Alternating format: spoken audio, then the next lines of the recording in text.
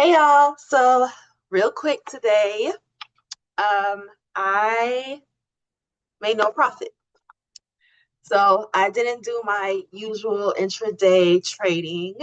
I ended up buying two tickers. I bought SPY and NVDA again, and kind of didn't read in between the lines. Bought where I wasn't supposed to buy. Prices went down, but I found using ICT's methodology, fair value gaps, I found that eventually price will go back up. I found the fair value gap. Sorry if you can hear the washing machine in the background. I found the fair value gap, um, I don't know, above and then one below. And I also indicated buy side liquidity and sell side liquidity, which made me determined to go ahead and buy. And then I'll show you. I'll show you. So let's share my screen. I'm getting used to this now. I'm loving this. Thank you, God. Okay, I want to take that off. All right, so here I have, let me go back. Let me go back. Show you my day to day. So at first, I got in early and my emotions were high. Thankfully, can you see me?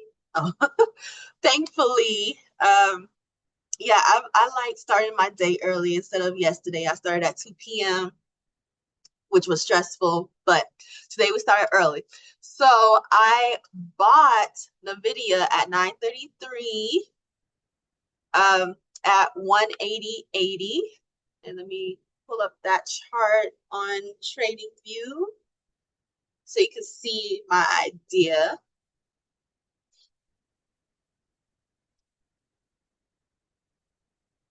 So 5 minute chart at 9, that'd be the 9:30.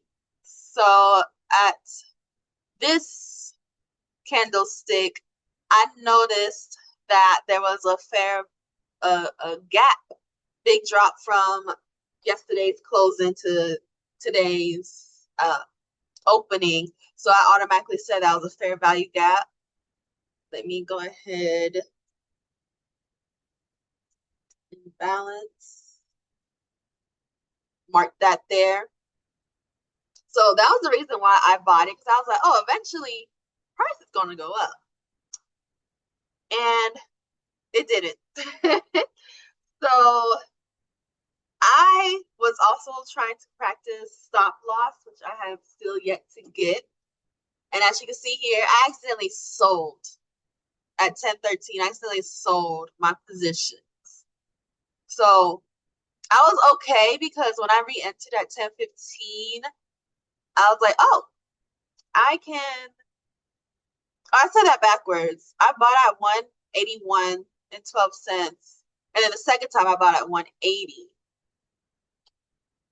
And I was fine with re-entering because price was at a discount. So I was like, okay, here, no, here. What is it here or nor there? But as I was looking throughout the day, price was dropping. So I'm like, okay, you know what? It's not going to be a intraday trade. It's not going to be a get in, get out situation. So I was going to wait. So here at, remember, always get your journal. Here at 12, no, that's fine. At 152, so around this candle, I was like, oh, price is dropping. And I didn't have this fair value gap charted. I was like, eventually, one day, price is going to come back up here. So I was like, I'm going to buy some more. And according to my feedback on the trade GPT that I'm using, I shouldn't have bought 200 more to where I have 300 shares or 3 contracts, as you can see right here.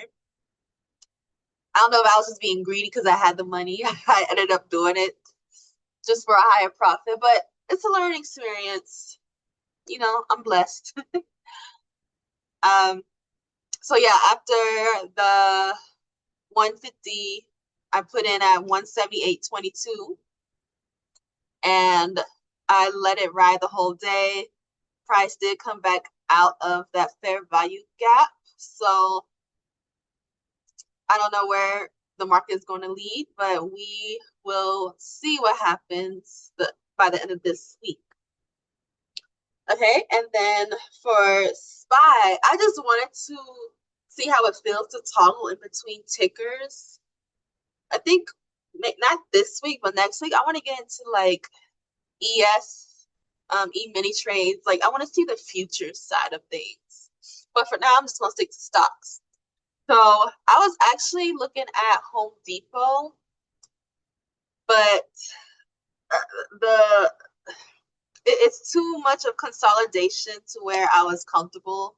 But Home Depot is in my watch list. Let me go there real quick. So I mentioned it. I added Home Depot to my watch list. I had seen this, but it was already up above here that I went against it. Because as you can see, Home Depot has a nice roller coaster going on. They're at their all-time, well, I don't want to say all-time lows. They're at their lows right now. And I just want to see where it goes from here. And I looked at the monthly chart. It's always been going up every month. You know, monthly chart looks amazing. Monthly chart has some consistencies. And let me see how the 4-hour chart looks. Or I like the 4-hour chart. It has nice hills. But yeah, Home Depot is something I'm looking at. And I got that move from a person I'm following on Threads. No, on YouTube. She gives out free trades, but she uses a different method. She's doing puts. So she's doing options, which is completely different from what I'm showing you guys and what I'm learning. So from what I'm doing, I'm not ready to put in, but I do have it in my watch list because I do want to see what's going on. So I'm on SPY. Yeah, on SPY, I entered at 1246. So about right here. And I entered that because mind you, I can't do replay because I'm not paying for a trading view right now as of yet. Come soon. I have put in the south side liquidity line right here, and then I have put in 2 buy side liquidities because I've noticed it's hit a high before, and this is a new high. So I was watchful of that. But for today's chart, I seen that this was the new sell side where buyers put their buy stop at. But then after I bought, it broke through. Complete reverse. So I was like, okay, we have another stock that I'm gonna hold. And I didn't look back until the market closed. I see there's a fair value gap, and price did try to reach back, but it was the end of the day. So it is what it is. We're gonna watch and see what happens tomorrow. But yeah, that's basically it. My emotions were pretty steady today. I was on top of it every hour on the hour since opening. I'm proud of myself. I'm very proud of myself. I just really need to get into the stop loss. It's still kind of confusing. And I am still looking at ICT's 2022 mentorship. But trying to see, I definitely learned something today. I was on episode 3. I wanted to say 4, but I think it was episode 3. We talked about long stop, short seller, long trader, consolidation. What did I learn today? Oh, order blocks. I didn't look into that yet. So I'll mention that to you guys later on in the video once I get an understanding of it. But he mentioned order blocks, his order block theory, where the body tells the story, the wicks do the damage. Which I had no idea about that. So that's how you get all those doji candles, upside down hammer sticks or whatnot.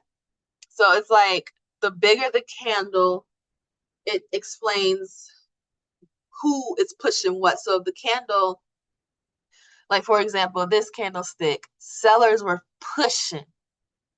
They were pushing for their stop loss. This buyers was pushing, but sellers won. And I don't understand the body tells the story. I just gotta look at that. But that's something that we all can learn. I'll learn as this community grows.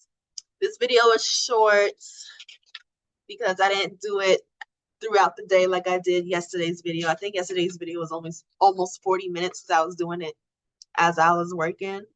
But yeah, that's pretty much all I have for today. I made some mistakes with the selling and not putting a stop loss, but I'm learning from it.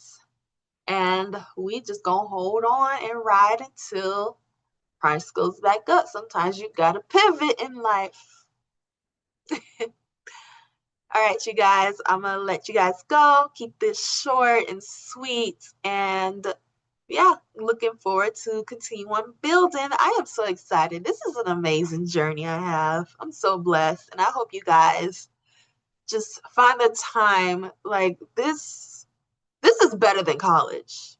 I'm a college graduate and I'm back in school right now trying to get my second degree. But honestly, like when I be having to go to class, I'm like, do I have to go? I just want to study. I just want to study this. Like this feels like it's in alignment. This is exciting. This is what I've been dreaming of. And yeah, let me not get emotional and blab on too much. See you guys.